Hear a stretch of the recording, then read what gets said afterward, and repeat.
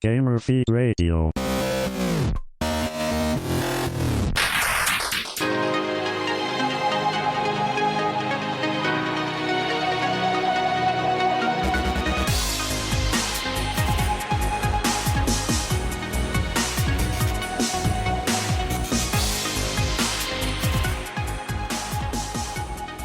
What's going on, everybody out there in podcast land? This is Gamer Feed Radio. What's up, everybody?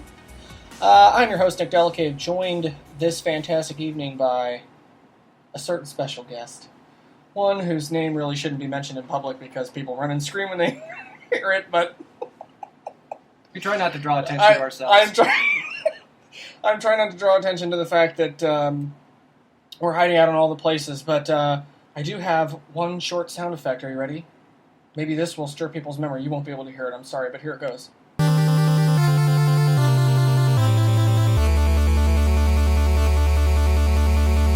Joined this evening after long, long last by the one and only Rob Pugh. Hello. What's going on, buddy? I missed you forever. How are you? Not too bad. How you doing? I'm so thrilled that you're here. I can't even describe. Are you tingling? Are you tingling with anticipation for this podcast? If not, you're not doing it right. There are some things. But anyway, we're thrilled to have you back. I know it's been a little bit of a sabbatical hiatus for you, and it was after much begging and many, many promises, much like the federal government that can't be kept, but I'm going to try anyway. Happy to have you back, and we're going to talk about all the things that you have in mind that have been going on lately. But before we do that, how you been? Not too bad. Yeah? Playing things? Okay. Buying things, buying many things, playing many things. And you're going to tell us all about it? Well, I could, but we'd be here for... How long can your records go? Many hours? I've played a lot of games in the last year. Well, you know how this works. I can only promise so much. So, but before we get there, and we dig into all the real content, the very first thing... And I actually have the music for this because, you know, it wouldn't be any fun if I didn't, although we really can't sing along with it, but here it is. Oh, Memory Card Lane. It's Memory Card Lane. The trees are alive. So for those of you that have been around forever... Bob Denver, everybody. Mr. Pugh created the Memory Card Lane way back in the day, and originally it was designed to go into the book 1001 Video Games You Should Play Before You Die, and we would scroll through the pages randomly, and sometimes quite abysmally, I might add, pick a game, and then we would talk about all the things. Well, since then, that's been fun. But several weeks back, we had Brad do his favorite memory on the show, and it was apocalyptic and hysterical. I'm not going to tell you what it is because I don't want to steal your thunder. If it's a repeat, our listeners will definitely be entertained. Okay, I'm curious because I didn't listen to that one. Oh, okay. Well, it must have been before the break. It may have been. Yeah. So, I've asked Rob to prepare for us his favorite, most funny Gamer Feed Radio moment, if there is one. Rob. Well, I had a hard time coming up with anything because a lot of times these shows just go right out of your head as soon as you're done doing them. Of course. And not everything makes it onto the show notes. I was flipping through my binder of old show notes trying to find something. Most of the good gags never really made it.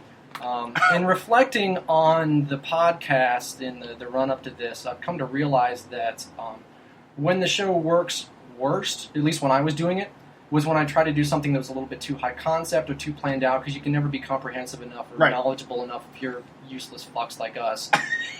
We don't know what we're talking about. We're just peoples with opinions. That's right, and somehow hundreds of you listen, by the way. Hopefully every once in a while one of those opinions is entertaining. Big thanks to all you peeps out in California. I don't know there's something in the water, but they're listening like crazy. Seriously, love you. Carry on. Got me all excited now. So, and then I think when the show works best is when we're just doing weird random stuff. Oh, and there's nothing but random. So I started thinking back, and I think one of my favorite memories / bits that we've done was Prince Mabuto Mutombo. Who was the last one? Was Valentine's Day? It probably a year was. Ago. It probably was. You had actually created.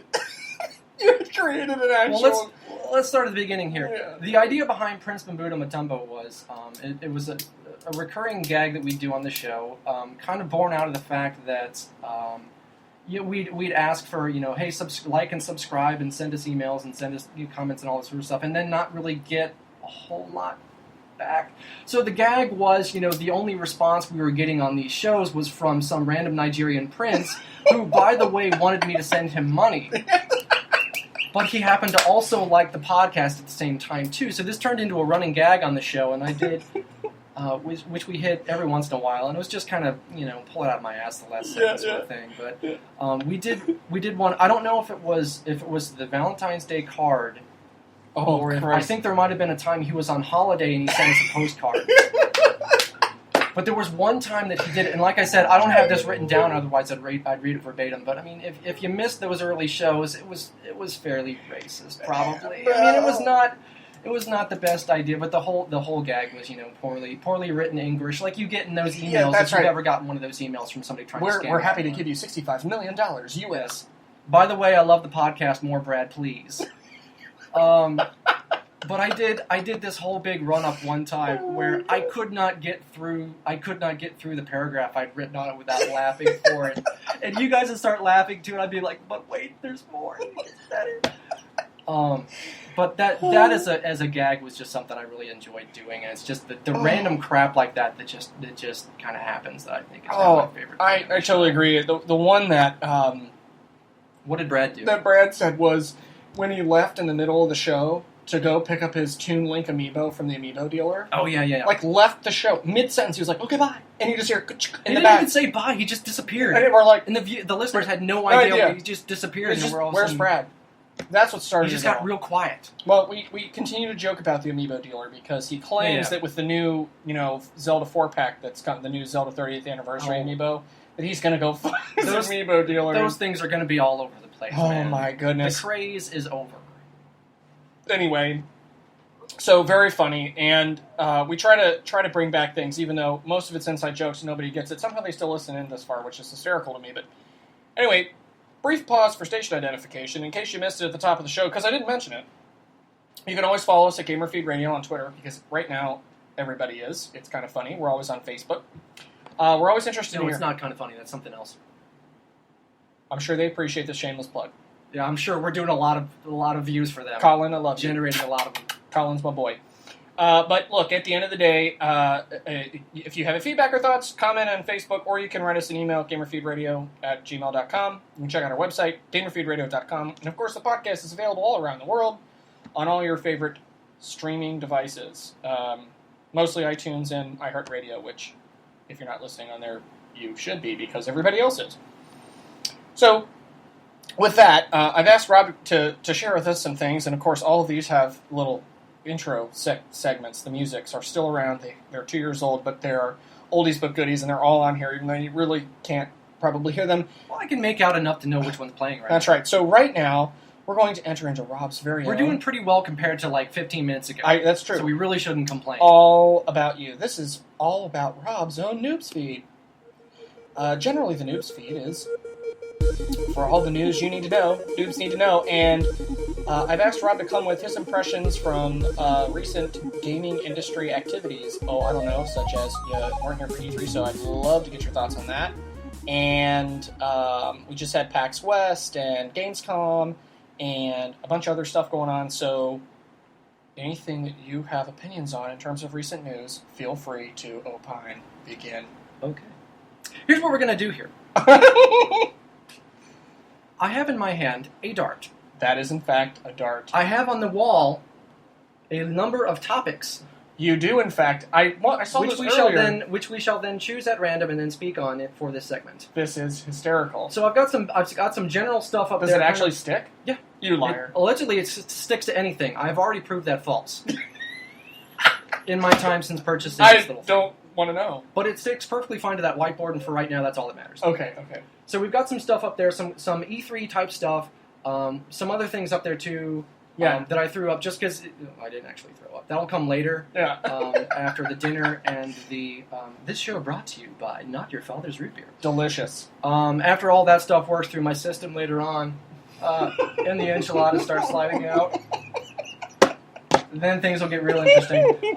So we got some stuff up on the board. We'll go through this stuff relatively randomly, and then obviously, if you've talked about this stuff recently on the show, if you think we're if we're totally okay, retreading old ground, by all means, go ahead. I'm happy to talk about whatever. Okay, I will go first then. Oh, I actually have to throw the dart? Yeah, that's the plan. Oh my god! Unless you don't want to. That's no. You go right ahead. It could be hysterical. I just thought we should to hand off. Mine will. Mine will definitely not stick. I want to watch this happen. In case first one, the damn thing doesn't stick to the board. After all of that, yeah, it sticks to everything. Okay. It's just funny to watch you dodge your own shit. I hope everyone can hear the thud. I really do. It sticks to the floor just fine. Oh. Pokemon Go. The topic is Pokemon Go. We've had a lot to say about it on the show. Yeah. And not to say. And since someone who actually is far more pedestrian than most of us actually moves, your impressions. Yeah, so Pokemon Go, obviously not an E3 topic, although being arguably the game of the summer. Sure. Shocking. I thought should be fair game. Worth billions and then not. The fact that it wasn't an E3 topic is telling in and of itself too that they didn't know what they had. And to be fair, we've been through this whole thing in the games journal. Not that we are games journalism, but those on YouTube, those at gaming websites have been talking through this whole thing as to Nintendo's involvement with it when their stock went through the roof, and they're like, hey, we really didn't do much with it. It was Niantic's thing. And then plummeted promptly after. Yeah, but I mean, that's kind of telling in that Nintendo, they were so focused on Zelda at E3, and rightly so, because there was a lot of good stuff there, but it was, Zelda, tiny bit of Pokemon, Sun and Moon, but nothing on Go, which ended up being a phenomenal success for a brief while. Right. And then everybody moved on, unfortunately. Just like Miitomo. Yeah. So, but I mean, I really enjoyed Pokemon Go. I'm still playing it every time I go someplace, because I am a pedestrian, I do walk around. Oh. If only Brad were here. Yes. Like Tay Day, I lean away from the mic to burp. But I mean, I really enjoyed it, but I kind of hit a wall to where I'm not really getting any new Pokemon anymore. And you kind of get to that, you're in that mobile space now where it's like, okay, to continue the game, you need to pay to continue, essentially. Right. Get your lures, get your scents. Yeah, because you get to a certain point where you're not getting incense anymore, you're not getting lucky eggs anymore, so you're not getting that XP boost. Going from level to level takes a lot of XP. Grindy, yeah. I've been trying to get to 22 for like a couple of weeks or so. That's trying hard. I think I made it to 12, and then I was like, peace. Yeah. But I mean, I've got a pretty good selection. To be fair to the balance of the game, I'm still getting like new things. I just got I forgot to take the dart down, and then it fell off because it apparently doesn't stick to everything. I mean, this is how they did it back in the day with radio shows. Remember, there were always props, and everybody had to use their imagination. So our listeners are sick and perverse a-holes. So I'm sure that they're sitting there going, "He just said a dart slid off the wall. I wonder what that could be reference to." Some kind of terrible innuendo. But anyway. Well, we already discussed the enchilada sliding out, so not that we want to I can't wait for that. Speaking of Brad leaving, your magic truck will be quickly escaping to the restroom around the corner. Anyway. But yeah, I mean, they hit something big because it had that cachet of Pokemon that I mean, I'm not even sure Mario holds that kind of appeal for people anymore. Really. I mean, not until he comes out with a good game. Zelda doesn't, because as much as people love Zelda, it doesn't have that broad an appeal.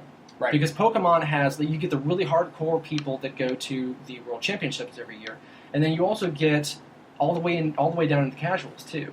Right. Where the people that pick up a game and play it for a little bit, or people that played it only when they were young, and then maybe they don't even game anymore, and things like that. So it really was kind of a lightning in the bottle thing. I mean, it's a shame that it's already starting to slide off. Not as bad as No Man's Sky's retention numbers, which we'll probably get to later on in the show. We have to hate on it every episode now. It's the new Metroid Other M. Anyway. But I mean, I think at this point, the future success of the game comes down to support. And when they announce when they're adding the next, what was Gen 2? Was Gen 2 100? Kyle would be yelling at me right now if he was here. Probably. I have no idea. I think Gen 2 was only 100. I think they took it to 250. Anyway, whenever they add that next batch of Pokemon, they're going to see a spurt, but... much like the enchiladas later. Sorry, I'm just going to keep hitting that. You might. I'm going to keep hitting that until I stop laughing. And that is so many comments. When it stops making me smile. So, Anything on Pokemon Go? And you were playing for a little while. You were Yeah, enjoying your walks look, out in the. I do, and I take my daughter out, and she always thought it was cute to try and poorly waste my Pokeballs trying to failure many times catching them. So wearing a Pikachu hat? No, because Wrong time blazing heat. But yeah, she adorable. just loved it, and I mean, I take her out, wear her out all over the place. But yeah, it's kind of sad that it pooped out there. Yeah. Oh man. Speaking of, I think it's going to be funny because it's one of those self-fulfilling prophecies. The more you talk about it, the more the urge becomes insatiable, and you're going to have to literally run. Oh man.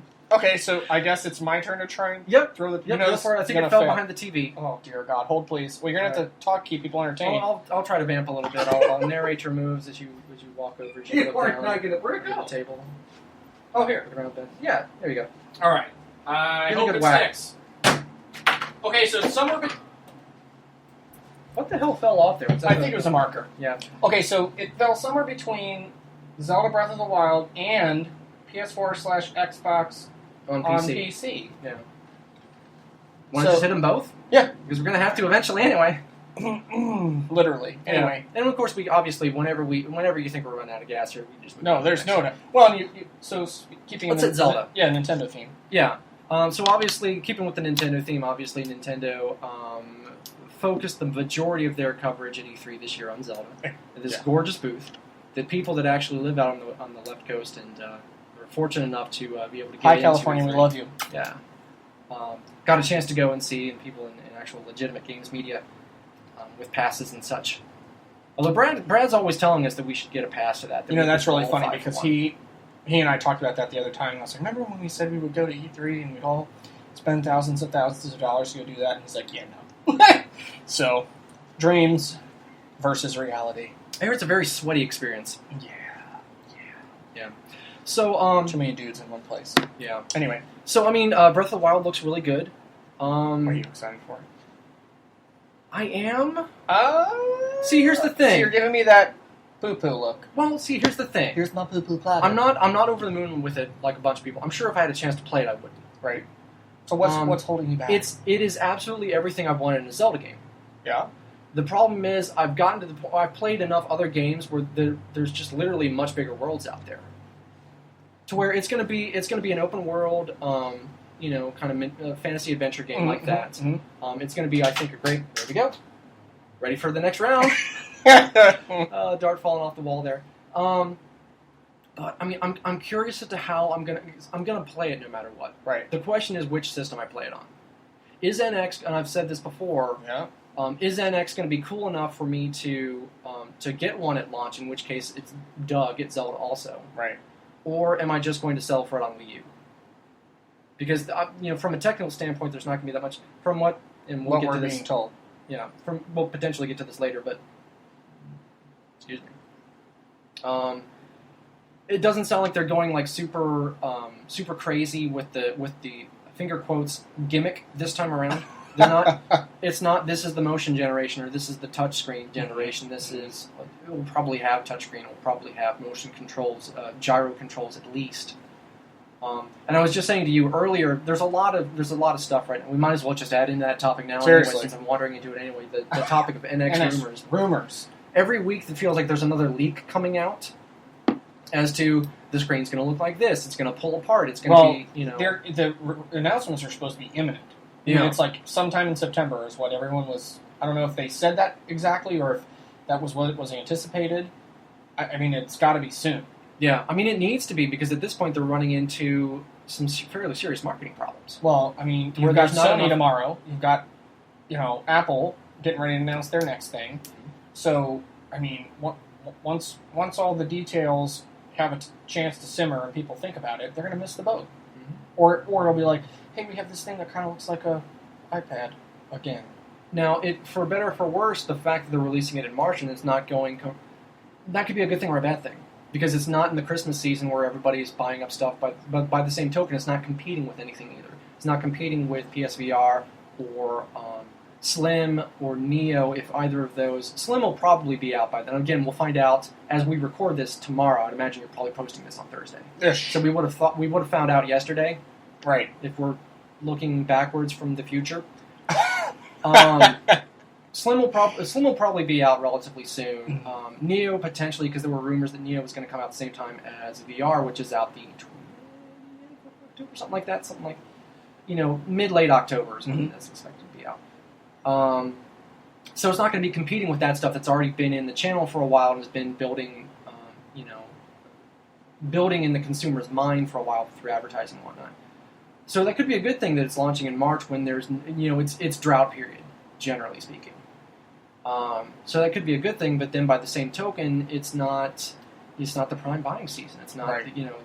You generate sales more than just by virtue of the fact that it is the season. Unless the strategy is to have it out there, available and consumable prior to E3, and then you have a big presence at E3, which would get tons of press coverage, basically for free. I mean, even though they're paying for a booth there, I mean, essentially it's open season. So if the strat is to use that as a springboard for summer purchases... So you're saying release it and then advertise for it afterwards? I'm not saying Nintendo we're talking about. I'm not saying that's not a Nintendo strategy. I'm just saying it seems to me that I just feel like this deserves me raising my voice in skepticism, If Nintendo didn't have the recent track record of stupidity that they've had, I would say I agree with you, but what other possible reason could there be to do it at that exact time when that is right in the middle of the, quote, launch window that Nintendo is infamous for, and they'll have games released, about to release, and releasing that they'll showcase? Because I think I got you. By the time it comes out, 70+% of the titles won't be announced. I got you. So you're saying you release it, you have your launch lineup, and then your second wave hits. Just as the excitement of the launch starts to wear off, you get that spur from which will keep from E3. And I predict, because we've heard so very little, that there'll probably be, I'm going on the now infamous, probably poor Brad Wallace claim to predictions, but don't be poor bradding. There's no poor bradding here. He should know by now he has an abusive relationship with this podcast. And ratings. Seriously, there is help out there. Call 1-800-FUCK-YEW. Yes, Brad, that's FUCK-YEW. It'll also help you with your bestiality problem. So if you... No pun intended. But if you look at the silence that we've had, the fact that a lot of games are going to port, you're probably looking at a very strong holiday 2017 lineup for Nintendo. Several titles, probably AAA, will release. Because that'll round the year out nicely. Who cares? I mean, at that point, then, you've got the mystique rumor of Neo, Scorpio, and all these other things that may or may not actually happen at that time. We don't know yet. If we're looking at holiday 2017, I'd imagine that even Scorpio will be out by then. Well, but then, what are they going to do? What show are they going to tease their stuff with? I mean, they're going to use E3 and say, here's what's coming? Well, that could end up working out well for them, too, because historically speaking, if you look at, not that they planned it this way, not that they planned to not have their shit together until 6 months after launch, but 3DS's good games didn't start coming out until it had been 6-9 months on the market. And Nintendo was notorious for that. Yeah, and they had a really weak launch lineup. Now, potentially... We're hearing a lot, like you had said, we're hearing a lot about ports for NX. Oh, yeah. So potentially, if things stay true to form, we could potentially be getting the first wave of the good original stuff around the time of that holiday season. So potentially, all of this could be a marketing masterpiece. It could be. We'll have to... But this is Nintendo we're talking about, so much like Ubisoft, you're pretty much guaranteed the game's going to suck for the first 6 months. So getting back to Zelda, I'm curious to see. I'm going to get it one way or another, depending on which system I get it on. I'm curious to see how I react to it in a. If I'm being completely honest, just putting a name on it in a post-Witcher world, because I fell absolutely in love with Witcher, and it's kind of my model for what that kind of game should be now, because there's so much depth to it. I know Zelda's so much better, and Zelda has its own cachet. But I don't think it's going to have the depth that I've come to enjoy. So I think there'll still be something there that I do enjoy. It's just not going to be quite the same. Obviously, it's going to be a different thing. So that's why I'm not over the moon for it. But I am still very interested in it. To get to the other topic that we nearly landed on that last disastrous go at the whiteboard. PS4, Xbox One on PC. So we're talking about the Play Anywhere campaign that Microsoft launched at E3. Which was brilliant. And now we've got PS Now available on PC. Yeah, which which we is talked about last mostly week on the show, I PS3, believe. but yeah, Yeah, briefly, very briefly. So that's basically your Netflix service for old PS3 games. Mhm. And then on the Xbox side of things, you've got the idea of theoretically, it was launched as, the idea was floated as every new game's going to come to both consoles, both platforms at once, both Xbox One and on PC. And now that we're a little bit out from that, it's like, well, not every game. So now they're starting to come back a little bit away from that.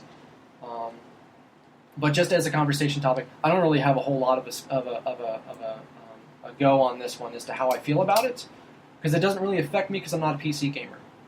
I'm curious to see.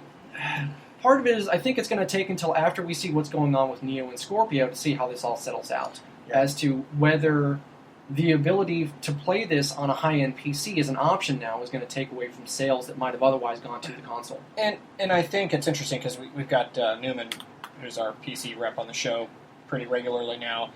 And I think, if I'm channeling his inner thoughts, I mean, it's like, okay, but that's not a PC game. It's a console game that's being, ported over to PC, and they're specs people, and they're, push the driver ever higher, and the console, by definition, is always going to have behind PC specs. So I think it very much depends on what kind of PC gamer you are. I think if you're on the Xbox side, you're probably going to get more relevant titles that you're interested in playing, whereas PlayStation Now is going to be more, if you feel like you missed something because you were a PC gamer 3 or 4 years ago and you didn't get it, maybe you want to play through that content. I don't feel like a PC gamer would want to do that. If it didn't come out on PC, I'd be like, piss off, or I just go, get my League of Legends on, you know what I mean? Like, who cares? Yeah. I don't know, I mean, it's just me. So basically it comes down to good old games, right? In the case of PS Now, right, which is already available on PC, versus basically guaranteed ports. Because nowadays most third-party games, like the big one for me that I get every year no matter what, even if it sucks, is Assassin's Creed. Except for this year because it's not going to. I'm just trying to wean you off. I know, but I enjoy that kind of game. But that's anything that's a big AAA title like that, like any of the Ubi games, is going to automatically come out on PC anyway. So basically now you're just adding in the first-party Microsoft as well. Forza, Halo, Gears, stuff like that. Right. Which I'm not sure is going to be that much of a... I mean, this is very much a building for the future. Of course. Thing. For right now, I don't think it's going to be that much of an impact because it's not going to be that different from how things are now.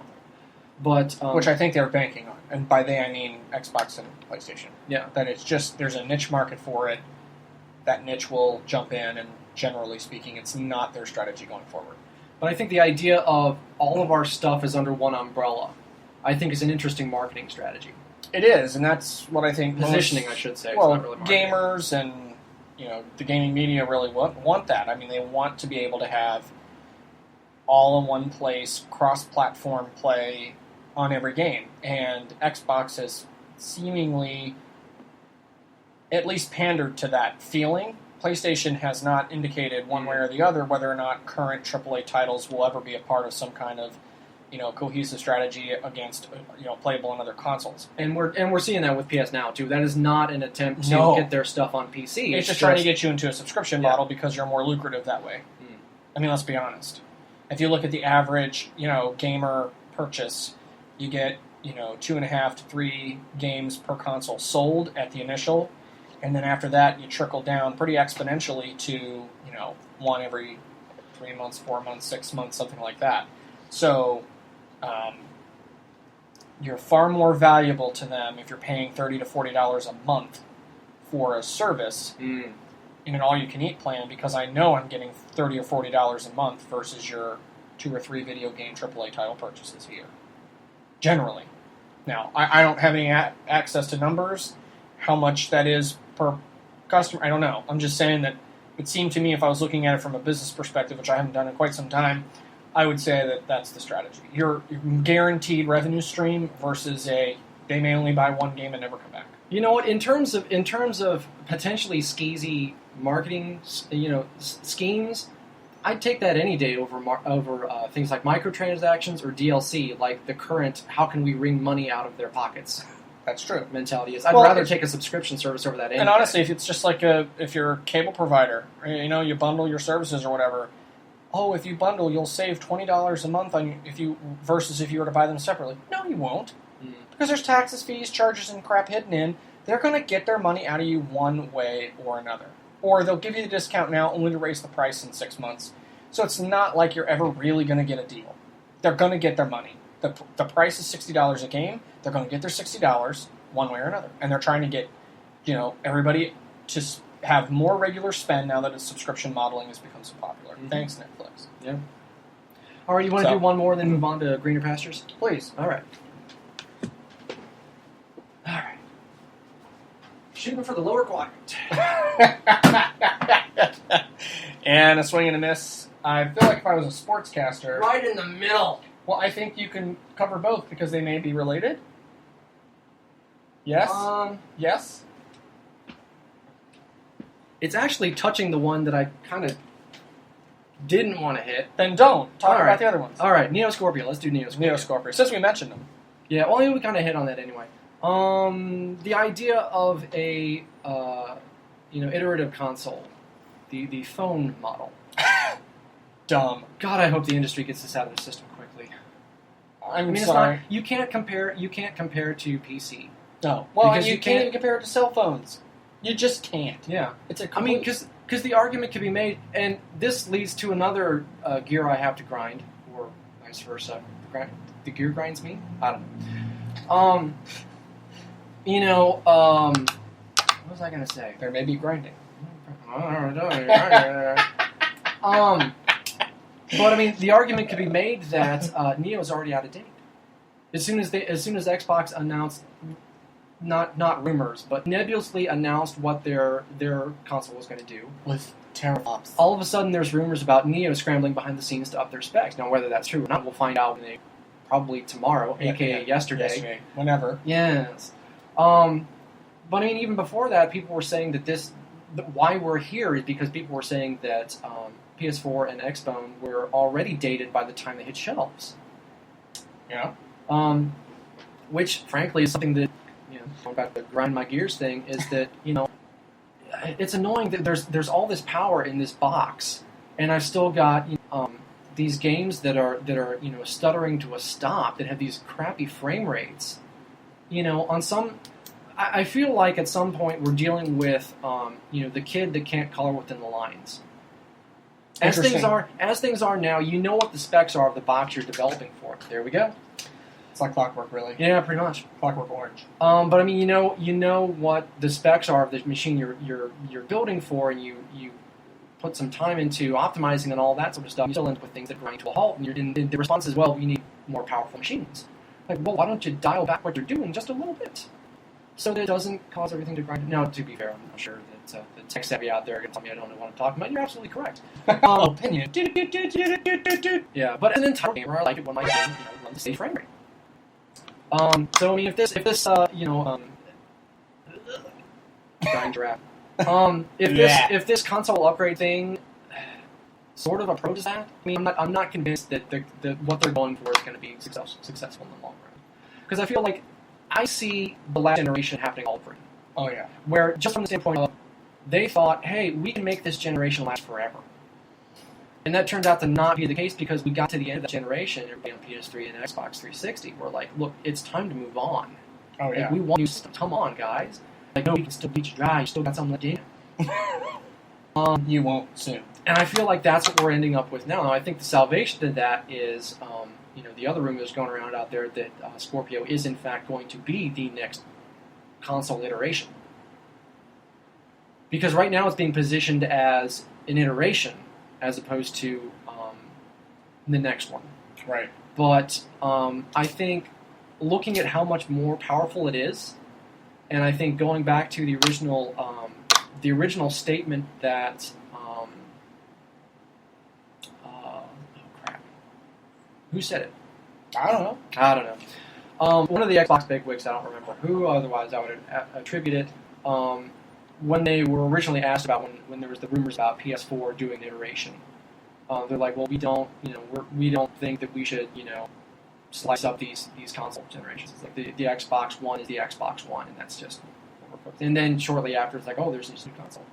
Well, the way both of those can be true is if the next one, if Scorpio is the next generation, it's planned to be the next generation. I think from a hardware standpoint, from what people are saying is in the box, I think that holds up. It's going to be enough of a leap. Yeah, I just think it's weird to me because it's like, well, we have the Xbox One Slim, put a bigger hard drive in it, give it 4K, support, call it new, drop the price $100. Is that a thing for you? Is that a selling feature, 4K? No, but for some people it is. I guess if you have a 4K TV, which I don't, I have no intention of purchasing anytime soon. I smell 3D all over again. 3D TVs. All it is the next resolution size. So instead of 1080p, it's the next resolution. So fine, whatever. But only if you have the TV to support it, right? At some point, it's like, magic pixels. Everything is perfect. You can't tell the difference anyway, so what the hell difference does it make? There's even there's 5K, Apple's big on 5K, and then there's 8K TVs that are coming out. 8K! It's like, okay, whatever that means, because my eyes are not going to be able to really differentiate. I mean, I'm told if you see it in real life, it's amazing, but at some point, it's stupid. At this point, I don't give a fuck about how high the resolution is. I just want it to run smoothly and not crash on me. Which, at this point, with some of the stuff we're seeing coming out, without beating up on No Man's Sky too much ahead of the agenda, that was an issue at first. Every time you go to warp, God forbid you try to do anything else, otherwise it's going to crash your damn system. Not literally, just the game, whole the system. entire system. I've been there. But I think it's really curious to me that you have the Slim now. You've got these leaked PlayStation 4 Slim models that have been out all over the place, and Sony's mum, and it's like, really? I mean, I'm sure they'll have some quip joke that they'll throw into the press conference that'll be like, oh, it was funny, wasn't it? But that's not Neo. And I think we'll get a peek up the skirt of, what, Ooh. I know, of what the... Hello, Santa. of what the specs might look like, but I still think it's going to be in generalized terms. They're going to go toe-to-toe with what Scorpio's announced in terms of, we have 1.7 zillion teraflops. Do you think they've been scrambling to up the steps? I absolutely do. And I think it was smart of them to not announce at E3 because I think they knew going in that they were going to get railroaded, and they smelled that fart coming. Which I hate They those. smell too Delta. And you know what I'm saying? Ran for the hills so they could, pay up later. But it'll be, I don't know. I mean, I don't see the need for another new console next year for either system. I think the systems now we're just now ending old gen support on many games that are out there. So it's like, why is this even an issue? And I'm not going to spend another $300 or $400 on a system like that. I'm going to get a new cell phone before I do that. And historically speaking, we're only just now getting to the time where developers are really starting to get a handle on what they can get out of the system as it is. Agreed. Because we're getting to the point where some of the dev teams are on their second game, maybe even third game. Well, that's probably a little bit ambitious, but they're starting to work on their second game on the system, and they know what it's capable of. They know how to squeeze out that extra power. They know what to do with shaders, all that fun stuff that I don't really understand, but I say to make myself sound kind of smart. Mm-hmm. That's the strategy here. And you're just going to throw all that away and move on to the next thing? Well, that it works for cell phones, but I think that the gaming industry is making a pretty terrible flaw in their logic in comparing the two industries. And one is that, yes, my gaming console is fun, and I enjoy being at home and playing with my friends online and doing all that fun stuff, but it's not subsidized. And it's not something that I'm going to carry around with me and Snapchat with my friends. I mean, there's a big difference in approach, and I think until the consumer sees those console devices, or even an online streaming service in the future if consoles ever go out of style, it has to do that thing. And who wants to do that from home? Absolutely no one. I want to do it on the go, in real life, totally unscripted moments. That's what makes things like Snapchat and Instagram and all that fun. Perhaps you can with your NX. It on the go. It's in... We'll see. Again, we still don't know for sure. I mean, look, the rumors are pretty darn strong. I'm envisioning like the 80s where they had those really cool G.I. Joe walkie-talkies. You had the central pack, and then you had the two walkie-talkies on either side, and you pull them out, and they had the big telephone cord connection. That's what I envisioned the next controller. You're going to have this nice TV with these little cords that pop out the side. Well, basically like the Famicom. Right. Because remember the Famicom... well, everything that they've ever created goes back to something they created. I mean, the DS was basically Game & Watch remade. Wouldn't that be interesting if the NX is red with gold highlights? Indeed. All right. Time to move on to something else? I think it may be, in fact, time to move on to your very own super You're going to have to tell me personal because I'm not hearing it this time. save point. Oh. So the save point music is now playing in the background. Okay. And I'm slowly fading it. For whatever reason, I'm not getting it this time. That's perfect. So I'm going to have to take your word for it. I don't want you to hear it. I do not think you are a damn dirty liar. Maybe. So, All right. in your very own save point, and for those of you who are completely out to lunch and missed the boat so many weeks ago, the save point is where we talk about all the games we've been playing up to this point and kind of give us our thoughts. Rob's playing lots of games. You've played lots and lots of games. Pick your favorite, get started, and tell us all the things. I got a whole list here Dear of things I've played over the last... I'm not going to try to sweet talk Jesus. about all of them. Because I know we don't have that That's kind of time. a big, big list. It is. Wow. I do want to hit on a couple of them in a little bit of depth. Oh, please do. We'll start with No Man's Sky. I feel like we need to. Even though you gave your impressions a little bit last week. We did. Maybe we can delve in a little bit more this time. No Man's Sky, also known as this year's Other M. So yeah, I mean, you know, I had been excited about this since I'd been intrigued by this since they first announced it. I don't know if it was the same year or maybe they did it a year before I actually picked up my PS4, but I knew about it relatively early on to when I had the ability to actually play it when it came out. And I was looking forward to it, even though, and I now realize in hindsight, buyer beware, judging by as long a time as we didn't know what this was, yeah, that should have been a pretty good indication of, hold on a second. We all fell for the hype train really hard. Yeah. It was definitely a very bad prom date. So, I mean, see, that's the thing, though, is it's just, in the end, I think it's okay. It had some things that had a lot of promise, but it just didn't have that much longevity, for me personally. No, you'll get God knows there are people out there that are playing the hell out of it and enjoying it. Giddy up, sister. People that have gotten to the Center of the Galaxy already. I'm not going to. You. I'm probably not going to go back. There's been a lot of talk about, they're putting out patches, they're putting out the whole, any place you look on YouTube, there you will be able to find 5 videos calling Sean Murray a liar.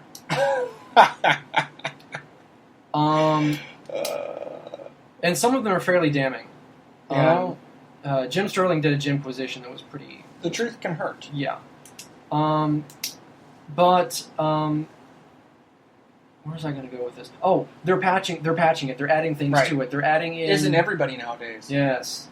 But they're putting out patches. They're going to allegedly slowly add in the things that people were expecting, the things that they perhaps wanted to put into the game. Pokemon Go weren't able to. Suffering from the same problem. Yeah, the problem is you're not going to get anybody back. Once you've got... If you have that miracle of hype, like I was saying to you before the show, think about how many... and this is an indie developer. This is a team of 12 people. Oh, yeah. 15. Whatever the case. If you have that miracle of hype that so many people are talking about, excited about this game, you've got so many pre-orders, how many third-party devs would love to have that? I know. And if you waste that, if you don't have something that delivers at launch, which nowadays, unfortunately, you're hearing more and more, it feels like there's more and more, of course, the internet being what it is, it's an echo chamber, so anytime some nerd screams butthurt, it echoes. It's like soccer players that fall down with hurt ankles. Yes. Yeah, it happens all the time. I understand we have that in Cincinnati now. We do. The footy balls. Anyway, they're excellent.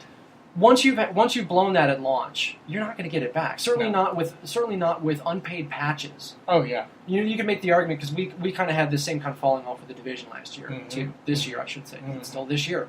Feels like it's been forever. But we really enjoyed the core game, and then you get to end game, and for us at least, for me at least, I can speak for myself. Hey, it's you waves. get to end game, Fight and the it's waves. like, oh yeah, 9 waves in the same room because that's fun. Yes. Nope.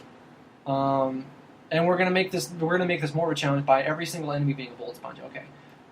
But at least for them, by virtue of the fact that they're adding in full expansion packs, that's at least something to gain interest. Like, oh, okay, the next expansion is coming out. If it's an unnamed patch, you're not going to get anything. You're not going to get a hit on that whatsoever. Now, one could argue, what's the value of, I get to pay for them to put in stuff that should have been in the game originally? Right. That was one of the things that I kind of felt about the Division with the Underground expansion. It's nice that they put in these random underground dungeons that I can go into, and they're different every time, and I can go through, I can farm. That's a lot of good end-game content. Probably should have been there to begin with, but now I get to pay for the privilege. Okay. But at least by virtue of the fact of it being a new release, that was enough to get my interest, to get me to go back and check it out, and I checked it out, and I didn't really care for it, so because of that, I will never pre-order DLC again. Right. Because I mean, Brad is listening to this somewhere and he's weeping. Yeah. Tears of sweet, sweet joy. Oh, Brad can get bent. Mr. Anti-DLC himself. Yes. That gangly motherfucker has no place here today. But he still goes out and buys DLC. Yes. Brad Wallace, the product of Slenderman fucking Justin Bieber. Actually, that's terrifyingly Think about it. accurate. How much do we truly know about his heritage? Oh. Anyway. When he hears this, he will have so many retorts. I can't wait. We're talking about No Man's Sky. No, speaking of No Man's. So, I mean, it's hindsight's 2020, obviously. It's easy for us to sit here on Monday morning quarterback this thing, but... not when everybody else is doing it, then it's okay. Well, we might as well add our 2 cents. But, I mean, obviously, there was far too long a tail in the marketing for this. They started talking about it way too early. Maybe it got pushed back more than it appeared to, because it only got officially delayed once by the time they announced the date, and they did not hit that date. It only happened once by a month and you would and a think half. that delay would have included some of the stuff that's not in there today, and they didn't even do that. Well, actually, a lot of the stuff that is in there was added at the last minute. That day one It was the stuff like the Atlas Path was added in. Now, that being said, the Atlas Path there's not much to it. There's just a lot of my discontent with the game. But still, I mean, they started talking about it way too early, unless they thought for sure that they were going to get it out sooner than they did, which would be odd because, well, see, I don't know the timeline. I don't know if they started talking about it only once Sony came on board, or if they were talking about it beforehand, whatever the case. So there was that. I always felt like people say Sean Murray lied. I don't know about that. I get the feeling from the guy, and it's easy to say this about somebody you don't know and you never met. I get the feeling like the guy's heart was in the right place. Like he had this game he was really excited about. He's a tech geek. So he's got all this really cool stuff that they can do. It's like the quote from Jurassic Park. They were so concerned about whether or not they could, they didn't stop to think they should. And they have this procedural generation of all this infinite possibility out there. Wouldn't this be really cool? And you actually sit down to play it, and it's like, well, it's not great. It's kind of like a goal, and not the center of the galaxy. It would take me 16 years with the amount of time I have to play. Yeah. Because while it's true that there are 18 trillion different planets, you go to the same one and you start scanning flora, and they all have the big seashell things, and they all have and some of that is by design. Some of the few actual directed design elements are things like, zinc flowers always look exactly the same. Right. By design, so that when you're desperately looking for zinc and you see something in distance, you know whether that's zinc or not. down of them. Whether it's thamium-9 or not, because you have to get off, plutonium always looks like plutonium. Now, ignore the fact that on all these different planets, the formations for all these things are probably going to look vastly different. Yeah. But at some point, the game as a game starts to break down when you're stuck and you have no idea how to take off because you don't know what plutonium looks like, and Yeah, I mean, it's a good mechanic in terms of familiarity and, keeping you chugging. But. Yeah, but I think that's one of the problems they ran into with this was too much. They erred too much on the side of non-design rather than design. They left too much to the random generation.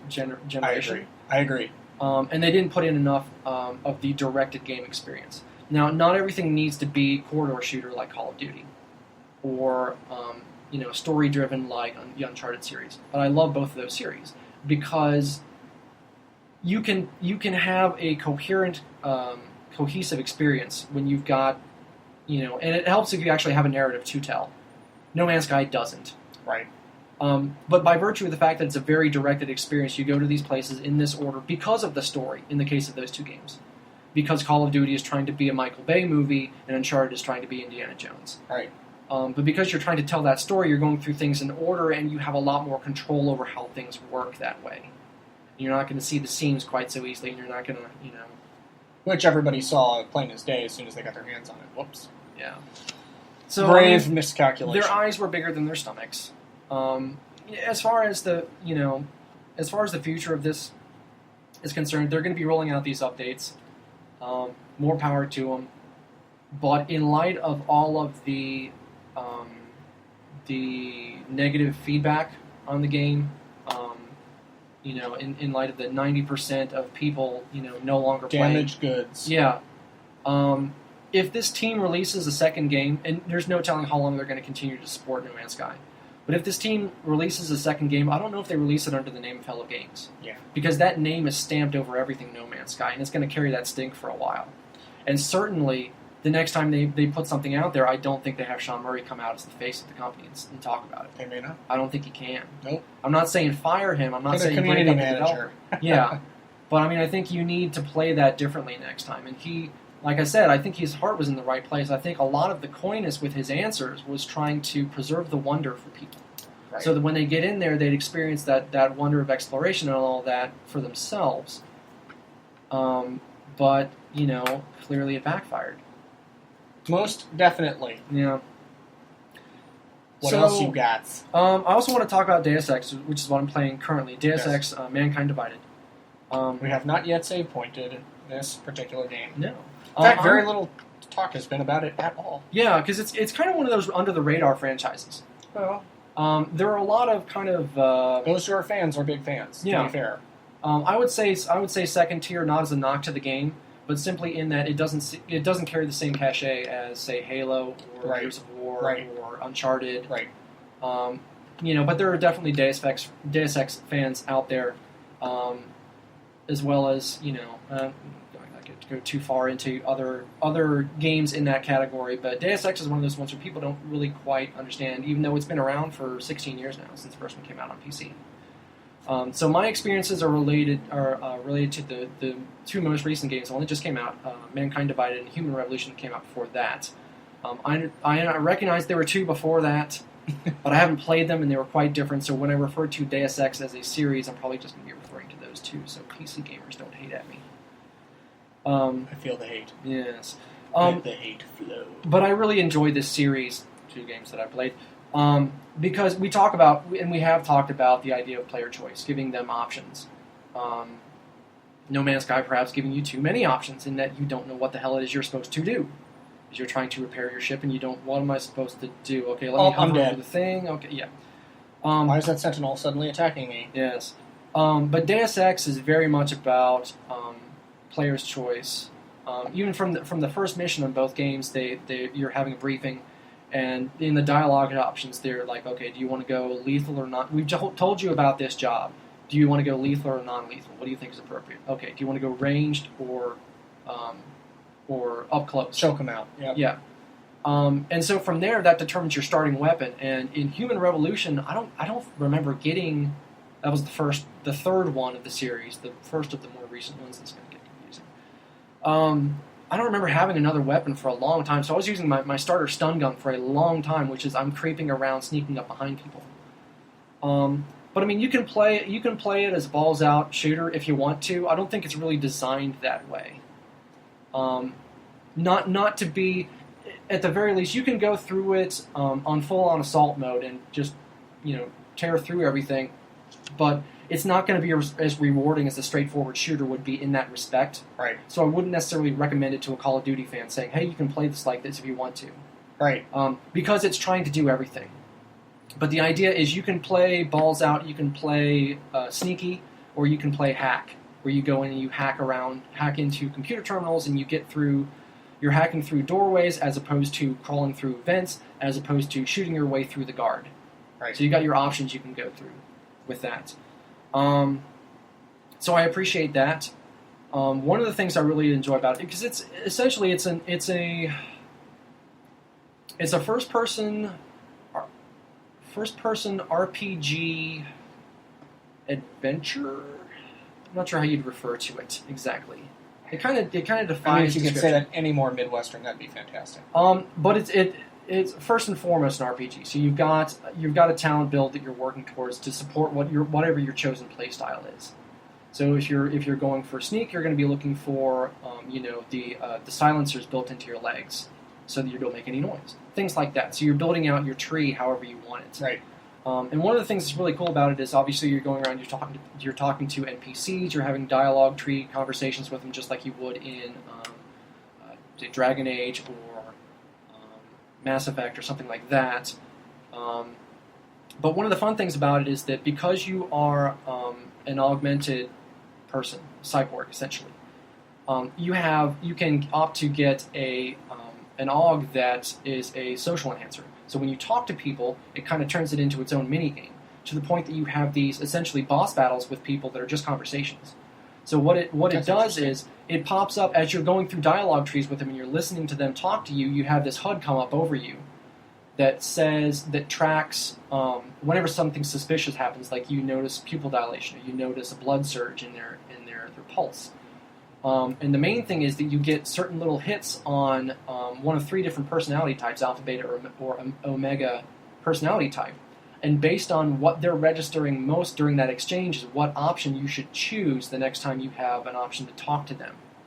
So it's like, okay, you can be aggressive, you can be conciliatory, you can be, whatever. Right. So you've got different approaches to that linked to how they're responding to the situation. So it kind of makes this a lot more interactive than just choosing a dialogue tree. And towards that end, conversations tend to matter a little bit more. Sometimes they do, sometimes they don't. Which I kind of like. Because there are some times where... Some people are just simpletons. Well, I mean, most RPGs are like that nowadays, too, where there are some things that matter and some things that just don't. And like if you're playing one of the Telltale games, you'll get the notification after the fact. You don't know ahead of time, but after the fact, it'll say, come time to remember that, or whatever it may be. But this kind of has that too, where you've got the big sweeping decisions like that, where you see your KC pop up and it's tracking their pupillary response and things like that. But other times too, I'll notice like the dialogue just looping back around to what the other choices were that I didn't choose. And I kind of like that too, because it still gives me... It doesn't matter in the grand scheme of things. It's not really giving me player choices to what I say there, because I still say everything. But it's still kind of, from a role-playing aspect, my character is responding in a certain way, which I appreciate. So which game style do you prefer? Are you the sneaky? I have a combination of sneak hack. I'm a completionist. Honestly, Fallout 4 has completely ruined me for games nowadays, because I cannot help but pick up every single thing that I see, and not every. This is why I think Zelda Breath of the Wild is going to be so good for you, and you're totally underestimating everything that you said earlier, because it's going to be like that. And you're like, I gotta get the axe, I gotta get the stick, I gotta get the. And then I'm going to be dropping stuff. And it doesn't matter. Inventory management be damned. Yeah. Every game has its inventory management problems, but you will be a guy. I can't let it go, man. I can't. You're going to text me and be like, God damn it. Can I just say, as a random aside, that's really been annoying me this week, the whole inventory management thing, the stacking specifically.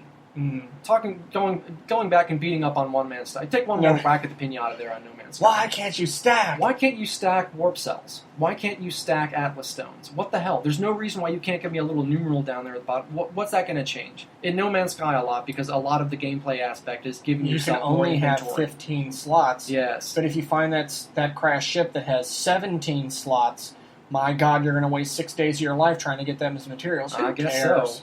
So. Dumb. But then, like with Deus Ex, that's been driving me crazy too, because certain ammo I can carry up to 200 of, certain I can only go 25. Like, really? Did it have to go 25? Yes. Because now I've got 4 stacks. And you don't know that before you get it? Get to the limit? Well, I mean, I've been carrying this stuff around for so long, I know damn well how many each stack can hold. Oh, I have no doubt that you don't have it written down somewhere in the annals of this notebook. And it's just this one page. Lies. But, I mean, come on. 25, give me 50. Give me 100. Come on. You get nothing. It's the universal complaint of every gamer. Dude, there's not enough space in the crap. Quit being a hoarder. Get rid of some of your stuff. Well, I have been, because I got myself an AUG that lets me break down weapons now, so I don't have to keep running back to the store every time. See? Yeah. It all works out for you. Choices. We all make choices. Yeah. But anyway, I really enjoy Deus Ex. It's a game that has some thought into it. It's Square Enix. It is. So, yeah, of course. And see, that's the problem. Is it's kind of it's not the redheaded stepchild. It's the neglected child. Because you've got Some Final could argue Fantasy, Hitman you've got... is, but... Hitman is also. But I mean, you've got Final Fantasy, you've got Dragon Warrior, you've got Lara Croft, and that's about as far as it goes. Yeah. You can only get so far. And everything is your Final Fantasy. So. Yeah. Everything. But I mean, not everybody gets the same marketing budget, unfortunately. But Deus Ex is great. This one is very much into, because of the events of the previous game, this one is very much into segregation, racism, kind of its mechanical apartheid is kind of the theme of the game. The marginalization of the augmented populace because of the events of the previous game. It has political overtones. It really does. That are relevant to today's crazy election campaign. And it makes for a very interesting...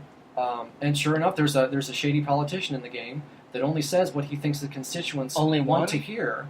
Only one. Well, that's disappointing because in reality they all do that. Well, you know. I'm just saying. I love you, Colin. Anyway. So yeah, I mean, I'm really enjoying it. It's definitely worth taking a look at. Just to watch some gameplay videos. That's what I did. That's what got me into the first one. Well, and I'll tell you though, but it's been so well received universally. Mm-hmm. I mean, there's been I don't think I've seen a single review that's like, this game is terrible. Yeah. Unless you're a YouTuber, at which point your opinion matters as much as ours does. But largely, the gaming press and beyond has been pretty favorable to the game for many of the reasons that you cite. So. Mm. But yeah, for me, it was as simple as, for the first one, I'd heard about it on a podcast or something like that, and I checked out like a Let's Play of the beginning of the first one, which is basically the prologue mission where you kind of get a little bit of story as to what's going on, and then you see what happens to this character. He basically gets... there's an attack on the company he works for by these augmented individuals, and he's still fully human at that point. And he gets his ass handed to him, thrown through a plate glass window. His body is just completely devastated. And because he worked for a biotechnology firm, he got, they patched him up kind of, on comp. Right. So with all of the latest technology, so he is a quadriplegic. Like the only part of him that is still fully human is his head and his torso. Everything else is synthetic. And so for the first game, it's a lot of him trying to come to terms with that as to, is he still human or is he more man or machine, and what that means and all of that. He a robot. Now it's kind of the wider societal commentary that goes with it too. But I mean, it's a really interesting game, and I would suggest if you're into games that you kind of give you RPGs that kind of give you choice like that. Think of it as an RPG where you can play as a fighter or a thief or whatever. You can do whatever you want to if you spec yourself out. Class. Worth taking a look at. Excellent. It sounds awesome. Yeah. Everybody says so. Now including you. Yes. So a few other holdouts over the last year or so. Doom was fantastic. I loved Doom. God, yeah. Especially once you get, and it's unfortunate that it comes so deep in the game too, where you get to the point where you're actually fighting bosses. Right. But that was a wake up call when I first got to Cyber Demon. Because you're going through, and everything I seem to recall you warning me. Yes. You get to... did you get to turn down my difficulty? I believe was your exact quote. I didn't end up having to yet. I just had to learn the encounter is all. But it was so different. It was so different from everything else because the everything up to that point was run around, shoot things in the face, get the glory kill, and then all of a sudden it's like, oh, there's an attack pattern. I have to learn when I need to jump and when I need to dodge and what weapon I need to use and all that stuff too. And it's like, oh, okay, I need to start playing this like a Metroid Prime game. For me, that's my frame of reference. And so that took some learning to get through the Cyber Demon. And then you get another couple of levels, and it's the Guardians, and it's okay. Now it's extra because there's two of them. And you find out as you haul your ass through a fight, you realize that each one of them has two phases too. So while you're next to death at the end of the first phase, it's like, oh, there's a second part. Yay! You're the best. And then, spoiler alert, you get to the Spider Demon at the end. Much back to the days of old. Spoiler alert. Yes. But back to calling back to the first one. But I mean, I really enjoyed that. It was nice because it was a shooter that was a different kind of shooter. Yeah, but what I really liked, but it's still very true to the original. What I love the most about it is just the fluidity. Mm-hmm. It's like floating on glass, pow, floating on glass. I just It was love so fast and so smooth. and just you don't have that very odd, annoying Call of Duty waggle, I call it, where your character is literally doing like some kind of Richard Simmons step aerobics as you run out. I was going to say Sally Struthers, but I'm not as familiar on that. It's funny how we kind of both went several places, but anyway, the point is that it's just like... I had the visual of you doing that. And you picked up Sally Struthers? Are you trying to say that I have... I thought you were thigh mastering. Are you not thigh mastering? No. No, where they're holding their gun. Have you not mastered your thighs yet? Clearly not. But may I master your thighs? You may not. But where they have the gun, and you're running... Yeah, you got and the gun sway. Oh. It is. It's like an aerobic workout with Richard Simmons. And then you die in one hit, every time. I'm going to hit you with my pea shooter, and you're going to die in one hit, man. Really? Fix that time to kill. When they do, I'll be a big fan again. Otherwise, I love the campaign, but multiplayer, no. Won't do it. Yeah, I was the same way, too. I didn't really care for the multiplayer. Love the campaign. Loved the campaign. Fantastic. Yeah. Anywho. Uncharted 4, loved it. Perfect ending to the series. Feel like they finally got back on track, I would argue, because I feel like 2 and 3 kind of got extra shooty. Especially 2, even though 2 is probably... I don't know if I want to say 2 is the best. I feel like 4 might be, for me personally. But I mean, I just felt like there were way too many levels where it's just, you're hunkered down and you're just shooting your way through hundreds and hundreds of enemies. And it's like, finally with 4, I feel like they pulled back from that a little bit, and it was a little bit more, the focus was more on the story and on the parkour. Which is good. And then slightly less focus on the combat, I should say, because now you have the option to do, there's a lot more options with stealth takedowns, which I prefer anyway, because I'm sneaky like that. Ratchet and Clank was a big surprise for me. Like a good surprise? A good surprise for me. Because it totally wasn't on my radar. I had gone This is the remake, right? Yes. Okay. I had gone to, because I'd never played any of them before, because this is my only recently gotten back onto PlayStation said it was after. Good. I won't buy it, but yeah. But I had traded some stuff into GameStop, and the guy, tried to sell me. And I'm like, yeah, sure. I'd heard some good things about it recently. It was only $40. Loved it. Played straight through 4 times in a row. Partially, you're one of those people. Partially trophy hunting. Because there were easily attainable trophies that I knew was just a matter of putting the time in. And it was fun enough that I didn't mind it. Are one of those people. Perhaps. I can't. I'm like, one and done. It's terrible. Well, Journey was the only exception to that. I'm like That's that because it's like short bits. I'm like that with little tidbits. Little tidbit? Understand that's the thing we do now? It's with Brad. It's Brad's tidbits. It's actually a segment, but since Brad isn't here, we can just talk. Brad, sweaty tidbits. Dear Lord of the explicit. Yeah. I warned you. I warned you this was going to be an explicit show. Some yum-yums. Blame it on the not your father's root beer. It's the yum-yums. Yes. Mm-hmm. And the enchiladas. Which have yet to strike back. Give them time. So, I mean, those last 2, Uncharted 4 and Ratchet and Clank, if you own a PS4, come on. I don't know, man. I don't think I'm sold. I could care less, but anyway. Cannot say enough good things about Witcher 3. I loved it. Complete Edition just came out. I know. On, I want to say all 3. I want to say I think PS4, we posted something on Xbox our One, Facebook and page PC.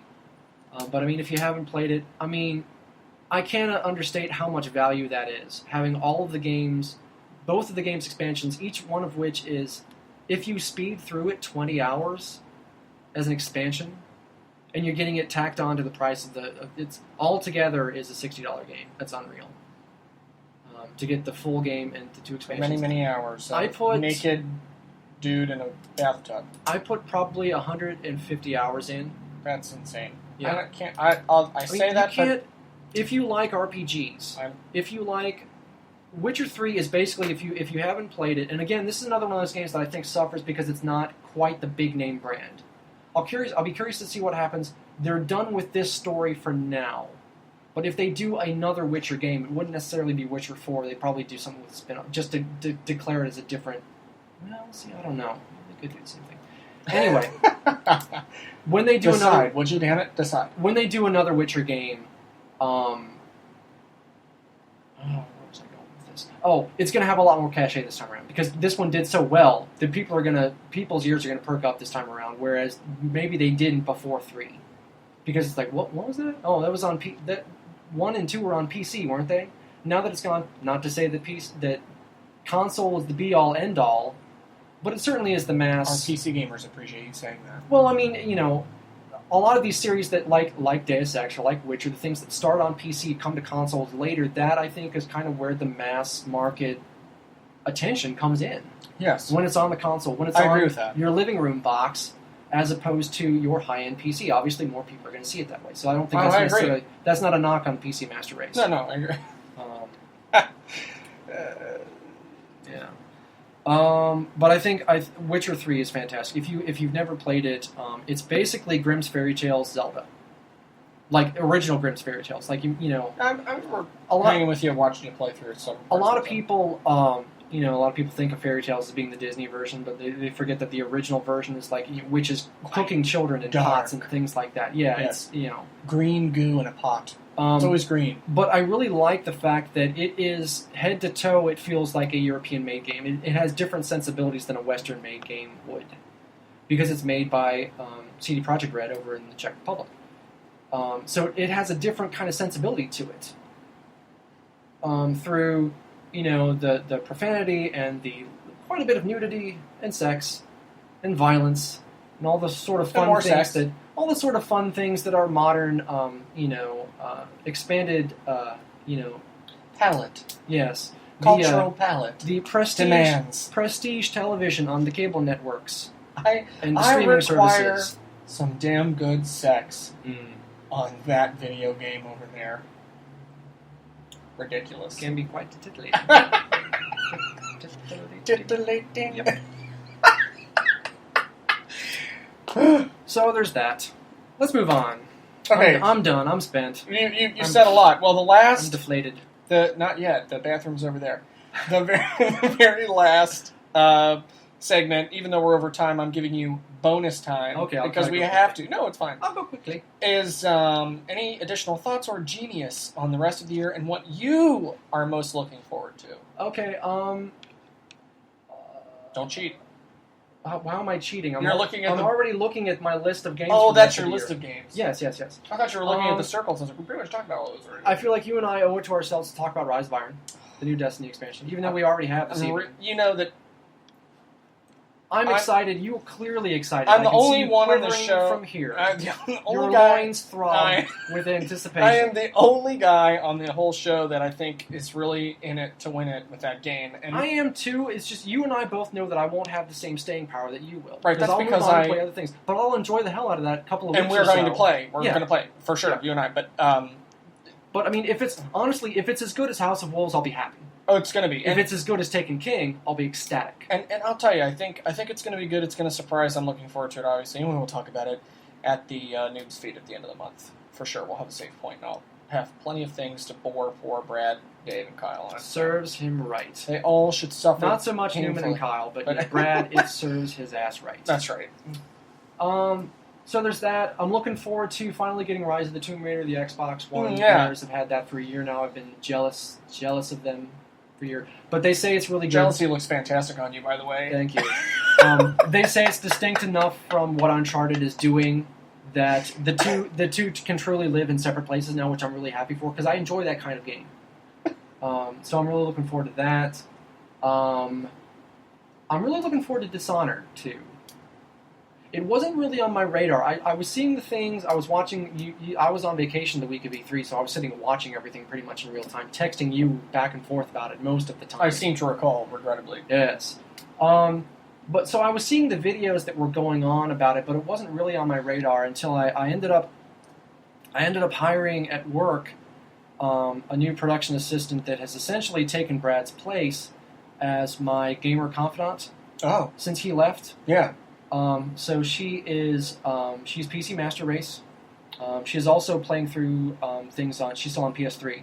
Okay. I'm trying to talk her into getting a PS4. Well, yeah. But Just wait until after we find out what happens tomorrow because it could be price drop. and the Brad comparisons continue too, in that she is a huge Metal Gear fan. Oh my So that's God. something I have to listen to. Oh my! A You have the lot. best luck I do. because you go from one Kojima fanatic to another. I think Lizzie has Brad beat. Wow, really? She might. I mean, she is hardcore in Metal Gear, and she keeps trying to talk me into it too. She thinks it's a matter of I haven't played Metal Gear. I'm like, oh, I've played Metal Gear. I know what it is, Yeah. and it's not what I'm looking for. Right. You know, if I'm looking for tactical stealth action, my preferred flavor is Splinter Cell. Right. Because I like that kind of game. I like stealthy games. Oh, absolutely. Which is where we tie back into what we were originally talking about here. How dare you? Yeah, well, whatever. But she keeps trying to talk me into it and all that sort of stuff. Well, what she did manage to talk me into is Dishonored, because she had played it previously on PC. She played the first one on PC. And now 2 is coming out. And going through and watching the gameplay videos of it, and of course it doesn't hurt that they're giving you the first game with the second one. Oh, that's which is nice. always nice. Because I mean, I've played other things where Witcher I jumped in the middle of the series, Mass Effect I jumped in the middle of the series. So I can do that and be okay, but it's always nice to be able to get on the ground floor and understand everything up to the point. And then, as if I wasn't already sold enough on it, just by watching the gameplay and seeing what it was and seeing that it was my kind of stealth action game that I enjoy, understanding that it kind of came from the same kind of gestated in the same womb as Deus Ex, in that the leads split. I think one of the guys at Deus Ex went off on his own and went on to make Dishonored. Okay. Feel free to fact check me if I'm completely wrong on that. But it's okay. No one fact checks this show. We just accept it. That's fine. It's opinion. So I'm really looking forward to that. It wasn't on my radar previously, and now it's probably what I'm most excited for. And then the weird outlier on that list of things I'm looking forward to is Steep. I refuse. I won't know. do it. No. It's not for everybody, and I can appreciate that, but I look at it and I see something so different and so fresh. And a lot of people I know look at it and they say, well, it's like SSX, but without all the tricks. No, don't think of it like that. Think of it as open world Pilot Wings. Think of it as No Man's Sky on slopes.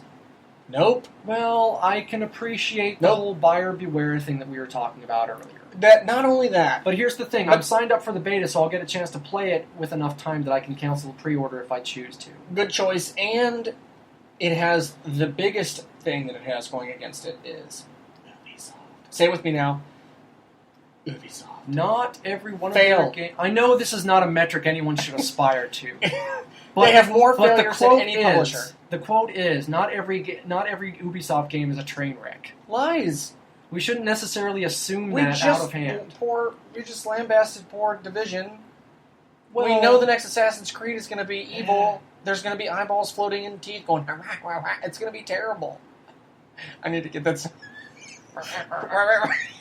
Put it on the soundboard. Terrible. I mean, it's Ubisoft. It can't be good. Or you're gonna go off the bunny slope and just fall endlessly through the universe until you power your game off. Possible. Like I said, I'll be playing. I signed up for the beta, so. Well, I can't wait for you to tell me. That's out in December. I'm looking forward to whatever it. the case. And then my final thing of the year is going to be like when I get into that dead period of the year, kind of January, February, when nothing is coming out allegedly, is going to be when I'm going to tackle Skyrim, because I've never sat down to play an Elder Scroll game for real. I played Elder Scrolls. I played Elder Scrolls Online a little bit. Right. But everything that I hated about that game was related to the fact that it was multiplayer. You know me. I'm not that big on multiplayer anyway. Right. But by virtue of the fact that everybody's running around in this open world, and people are literally running up and tearing into the boss that you're working on, and sometimes that's good because sometimes he's overpowered compared to the level you're on. Sure. But still, it's like it's a conveyor belt where you're just everybody standing in line waiting to turn something into a quest giver. I mean, it's just it was a turnoff. To say nothing of the fact of the general voice chat every time you go into town that I have to keep turning off because they've got Joe Fuck over there screaming at his mom to get him some more Layla, pizza rolls. Get back in your cell. Yeah. So I'm looking forward to Don't make me get the hose. I'm looking forward to digging into Skyrim Remastered when I've got time to play nothing but it for a couple of months. Because I hear, and I believe Newman mentioned this a couple of weeks ago on the show, that he spent like a year or so, like the last year or so, just putting time into Skyrim. I look forward to doing the same. So, yeah. It could be fun. I think it will be. We'll see. I can't wait to hear all about it. Yeah. Maybe. I don't know. Anyway, anything else? Any other infinite words of wisdom, thoughts, or jokes? No, I think I'm done. I have completely dried out. Good. Well, on that note, I'm not. Don't. Do not. Do not. So, with all of that having been said, we're going to go ahead and wrap this show. Is it time to cue up the close music? It's already going. Oh. And so... Is it like going? Is it playing under us right now? It is. Oh, okay. And theoretically, we'll find out in a minute. But anyway, hopefully you enjoyed the show this evening, everyone. One of many more fantastic ones to come. And, of course, don't forget all the places you can check us out on Twitter at GamerFeed Radio, on the Facebooks, on iTunes and iHeartRadio, where everybody else is. If you have any feedback, leave comments on Facebook, or you can always send us a quick love note at gamerfeedradio@gmail.com. And lots of good stuff coming soon. So it's good to see you, buddy. Glad you're back and stuff and things. And until next time, gamers, peace! Adios enchilada.